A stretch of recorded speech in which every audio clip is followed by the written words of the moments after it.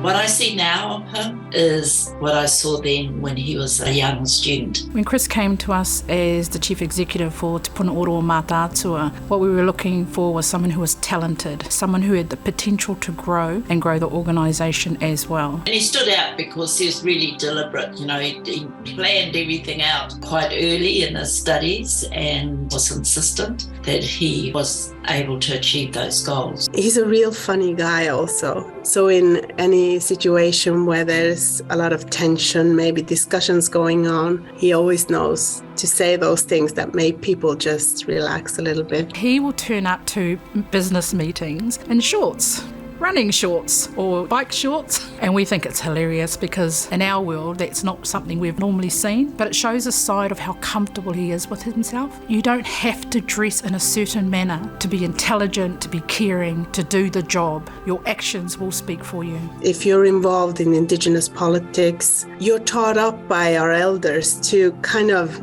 be able to do at least 3 things at the same time. I thought he didn't sleep. You should be on those international arenas. He tends to start about 4 or 5 in the morning, and part of that is so that he can be there for his kids when they wake up and take them to school and do all the things that dads do. And you should be on the regional level and on the national and local level. And then he's there late in the afternoon, 3 o'clock, to pick up his kids, and then he's back into it. Why is Chris so successful? Because he believes in himself, he believes in you, he believes in me, and he believes in Māori. Kia ora tātou. Ladies and gentlemen, welcome distinguished alumnus Dr. Chris Tooley.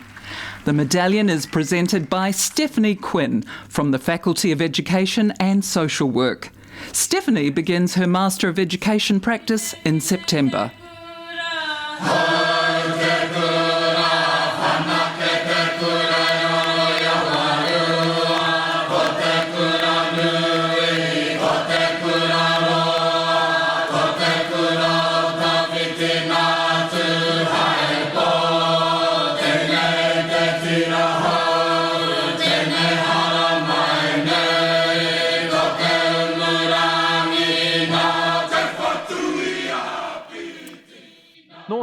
Where are you from?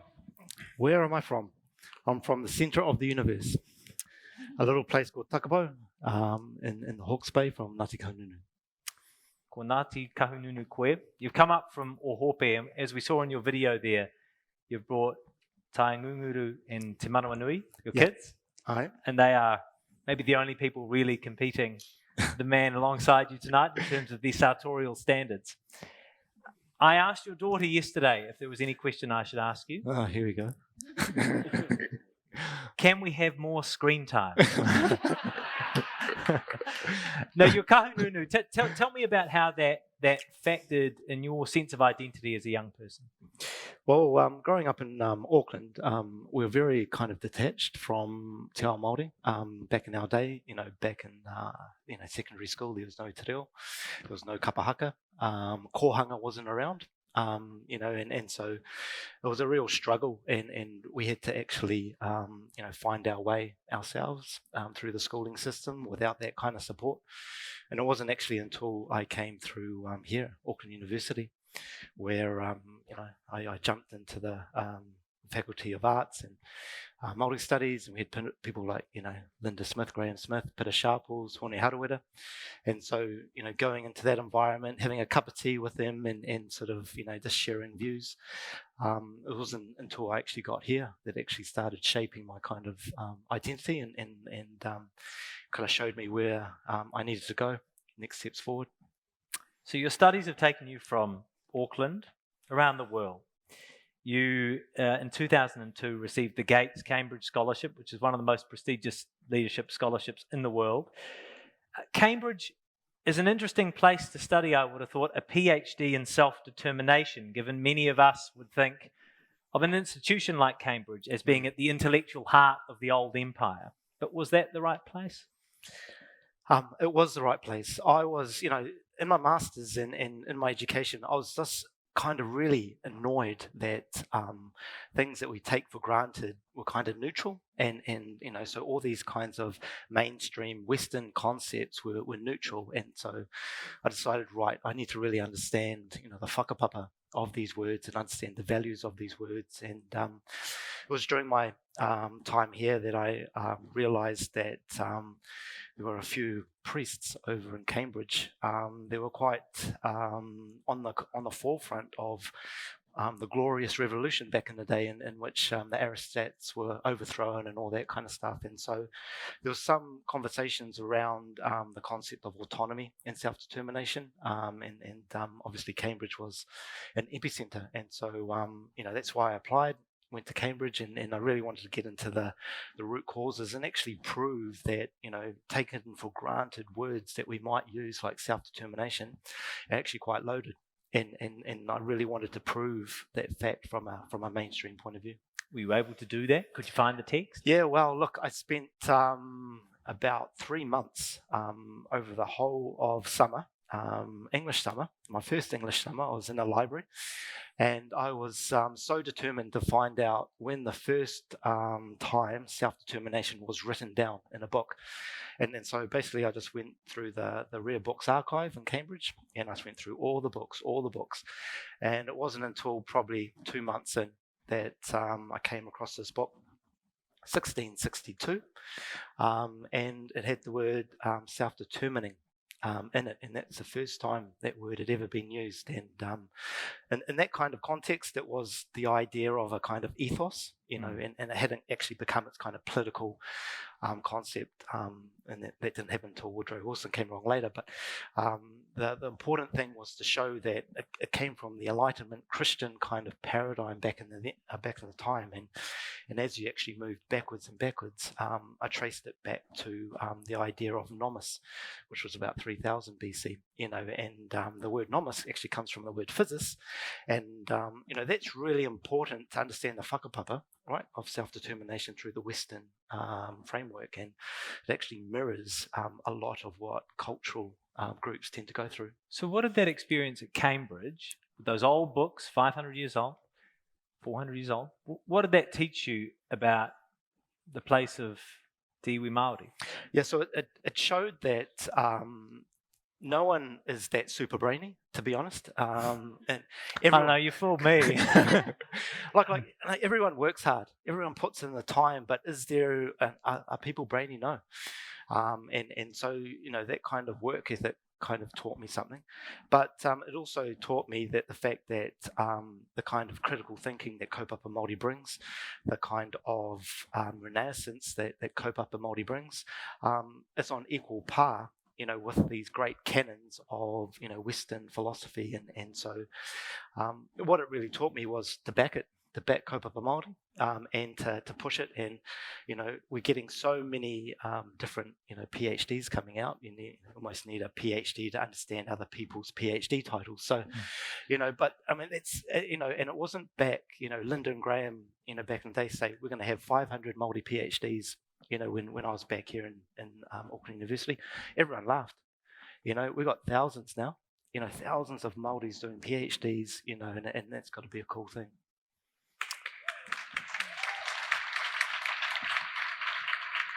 We're at an interesting moment in the progression of tangata Māori. There are political debates over things like co-governance and devolution, decolonisation. What has your experience with Te Puna Ora or Mataatua demonstrated? And I think of something like the response to COVID-19. Wow. Yeah. How long have you got? It's kind of funny. Like when I came to a university and I got my PhD, I thought I knew something. But then I went to Parliament and I realised I knew nothing. Right, and then after I finished Parliament, I thought I knew something, and then I got to Te Puna Ora or Mataatua, and I realised I knew nothing, if you know what I mean. And so, it's kind of humbling, to work through all those different kinds of spaces, right? But the reality is that co-governance is a bit of a flashpoint now. It's always been a flashpoint. When we were going through in Parliament, for example, you would think about people like Hobson's Pledge and so forth. They were jumping up and down around Takatai Moana Bill and the Declaration and even the Super City Hikoi at that time. But even prior to that, you go back to the iwi Kiwi during Helen Clark's time. And so, what we're always getting these tipping points, popping up all the time. But the reality is that the baseline kind of discourse throughout Kaupa Māori is growing stronger and stronger, and it doesn't really kind of matter, the kind of politics that pops out now and again. And you think about co-governance, it's only one layer. You got management, you got operations that sit underneath it, and even at Te Puna Ora Mataatua, we're creating relationships in the private sector with mainstream firms, if you know what I mean, and that's a co-governance model that's happening outside of any kind of political influence. And a lot of iwi, a lot of Māori are already doing those kinds of relationships outside of the public sphere, right? And it's becoming entrenched, regardless of what kind of, whether it's health, whether it's land, whether it's natural resources or whatever, that's kind of exciting, in relation to that kind of entrenchment that's happening. And so, yep, you get these flashpoints from now again, but sometimes you just have to, just let them pass. So what does that mean? What's the end game? If there is a base at the moment and there's an energy at the moment, fast forward 50 or 60 years when Taingunguru and Te Manawa Nui are koro, what will life be like for iwi Māori? Well, according to them, they'll be gaming, but they'll be gaming in te reo. They'll be gaming in relation to the tikanga and the mātauranga that is Māori. But at the end of the day, it's all about partnership, and creating partnerships and creating opportunities. And we have so much to give, both from a national and international point of view, right?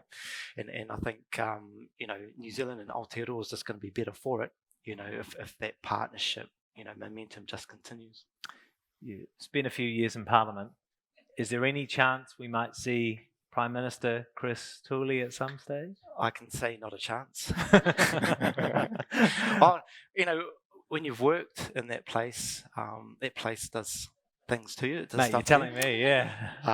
And I just, I had a front row seat, and you can achieve so much more outside of the place as well.